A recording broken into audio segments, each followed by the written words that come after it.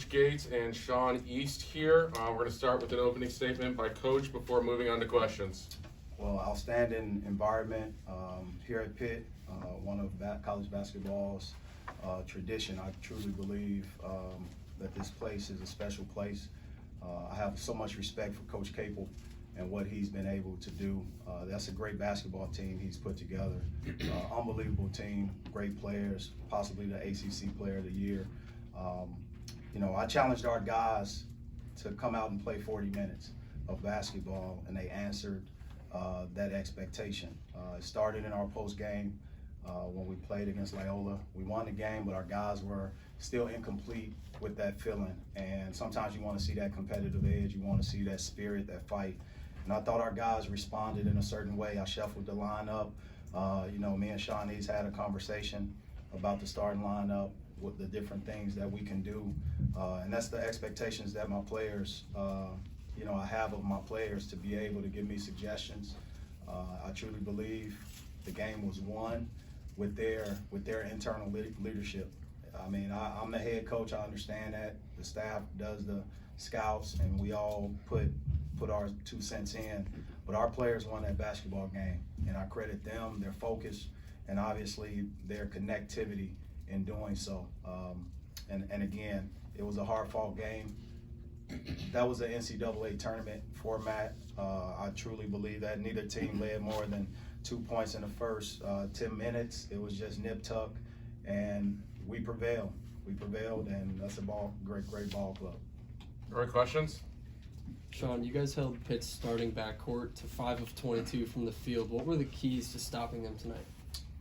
Just to pressure them, make them make decisions, with pressure, and stay kind of solid on them, but, discipline pressure. And we kind of watched a film on them, and, they kind of struggled a little bit with pressure. So we wanted to bring, our pressure that we bring every day to them and see how they would handle it. Coach, branching off of that, Carrington 4-14 from the field. What was the key to stopping him, and do you feel like you executed the game plan you laid out for him? We executed some of it. I think when you hold the team to 10 field goals in the first half and then 6 field goals in the second half, free throws matter, but that becomes a little bit more stress on any ball club to see field goals not being able to be established. They got to the foul line, yes, but Carrington, Henson, they're good players. They're great players, but we just wanted to play how we play and see what the results would be. We didn't come out with anything outside of what we do. We just wanted to do it in a consistent manner and give our very best and see what the outcome would be. And our guys were able to execute that and do exactly what I've asked and what the teammates talked about. And again, that was a tough game. That was an unbelievable game, and we had our backs against the wall, and I'm just proud of our guys for coming out with a victory. Coach, how much do you think your size and athleticism altered shots during that game and forced Pitt into some bad shots too? Well, I think number 75 finally got a 20-minute game. He hadn't played 20 minutes all year, and basically he didn't know if he was going to play today, just based off my decision. And ultimately, that started in practice. We challenged him in the right way, and he responded without blinking.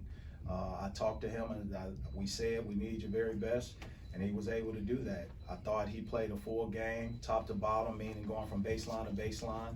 He was able to contest shots, but not only he, we're one of the top teams in shot blocking in the country. So we're able to get Aiden Shaw, Noah Carter, and our guards in there to contest shots. By way of 3-pointers, I thought they got us out of rhythm defensively with shot fakes and was able to drive and get some open looks. And toward the end, Henson really brought them back with some tough shots that we knew he would be able to capitalize on. But our size was great for us, but our positioning is more important. Dennis, what about this game or this occasion led you to get that much out of Connor? What was the difference tonight that hasn't been there before? The difference was me as a coach. I told him I wasn't going to play him, and he accepted that. He wasn't afraid of the accountability that I had for him. I said, if you're not going to give us what we need, then I'm not going to play you. And he said, okay, coach. And from there, literally, Connor Vanover did not practice the last 2 days. He didn't practice the day after our game. He didn't practice yesterday. He was on a scout team. So at that point, he got the message by being a starting center for the scout team. and I wasn't gonna not hold them accountable. And what I appreciate the most is that young man allows himself to be held accountable. He didn't bark, he didn't fuss, he didn't bite, he didn't have a bad attitude. He came and gave his very best on the scout team, and we saw a reflection of that in the game. Do you feel like the 31 times the other team gets to the line, is that part of the price you pay when you're playing aggressive defense? Well, I can't script it, man. I'm glad my guys, we prepared for it. I said at the beginning of the game, no one responds to a whistle except for me. And they did not respond to one whistle. Not one person on the bench, no one. I'm the only one that was able to talk to the refs. These guys didn't get distracted by it. They didn't get discouraged emotionally. They held their intelligence level up. And we wanted to be able to just play through it without blinking. That's our motto, don't blink. And the guys did not blink when those foul calls came against us. Now, it's catch-22. The game of basketball, when you have a team that scored 100 points twice, they don't see that ball goes in. They don't see it go in as much, but they can go in the free throw. That takes the rhythm out of an offensive system. And I thought that gave us leverage to hold a good team like they are to 10 field goals in the first half, no matter how it came, right? And then 6 in the second half. I'll take that any day of the week, especially when we're on the other end, being able to execute and controlling the points in the paint. That was very important to us, controlling the points in the paint and the three-point line. There was a point where I think you kind of had a back and forth. It was like maybe middle second half with one of the officials. Can you recall the point you were making at that time? We were just talking. I mean, these guys were in the conference when I was in the ACC under Leonard Hamilton. So they did a great job controlling the game. I'm not upset. I'm not mad. I think you probably saw me over there smiling and laughing more than anything. And I truly believe my team absorbed some of that. I have to be able to hold myself accountable in that the same way I'm asking my players. And I didn't blink on it. I was cracking jokes as usual, making light of the situation, and just said, hey, don't call a foul on me. That's all I wanted them to do, not to call a foul on me. I got out of the box one time when Grill cut. Yeah, but Grill cut, but the defender was legal, and we initiated that contact, and he told me that's who initiated. So sometimes when you look at the game, it comes back and forth, but our guys did a good job. We're gonna take a couple questions on the Zoom. Hey, Coach, you guys ended up with the rebounding edge tonight. You talked about it being by committee. The 4 different players had at least 5 boards. What went into that game plan for y'all? It was the challenge and the focus. The challenge and the focus, that was part of the game plan. We wanted our guys. They were plus 17 and a half in a rebounding margin over their last, out of their first 6 or 7 games. And we wanted to put ourselves in a situation we had no shot if we wasn't going to control the rebounds. We had no shot. So ultimately, think about the foul calls, right? That stops a team from having offensive rebounds, second chance points. The other part of it is it stops a team from getting a rhythm. Part of their offense was second chance points. Well, if they're on the free throw line, no one's going to try to take tough shots. They're going to make 1 shot or 2 shots, and then we're taking the ball out. I wanted our guys to be in position to win the game at the end. That's all I asked, and we were able to do that. And we had to do it on the rebounding side. The Dents, you started Aiden and Tamar. Yep. What did you feel like they brought to the starting lineup? Did you like what you got there? Well, it was Sean East's idea. Sean East texted me in the middle of the night, and we texted probably about 1, 2 in the morning after games, and he just said, hey, what you think about this? And I took his advice. I looked at it, dissected it from an analytical standpoint, but he planted the seed, and I said, okay, let me look into that. And analytically, defensively and offensively, it gave us what we needed from the standpoint of coming on the road with some experienced guys. Bates played at Indiana. He knows on the road what to do in environments. Aiden Shaw in his second year, he took a big step tonight, but also the guys that came off the bench, they were ready. It allowed me to hold guys accountable. And on our board in practice, that's the lineup I put in. I don't talk about it. I say this is what it is. And guys saw first team, second team, scout team. And ultimately, guys were held accountable to their actions, and they responded. Another one of those guys that that you like Connor Vanover that kind of got dropped from the starting lineup tonight was Caleb Grill. How did you feel about his response tonight, the way that he came into the game after being dropped from the starting lineup? Caleb Grill is a big-time human being, great kid, unbelievable, and he knew what we needed. He's one of our better, more efficient rebounders at the guard spot, and he was fighting for some touches on that end. And what I appreciate the most is these guys allow me to hold them accountable. They didn't come with a bad attitude when they looked at the board. They practiced, and who are you when adversity hits? Who are you when things don't go your way? And I think part of the journey of developing young men is to allow them to understand that they're accountable for certain things, and they have to allow coaches and different people to hold them that way.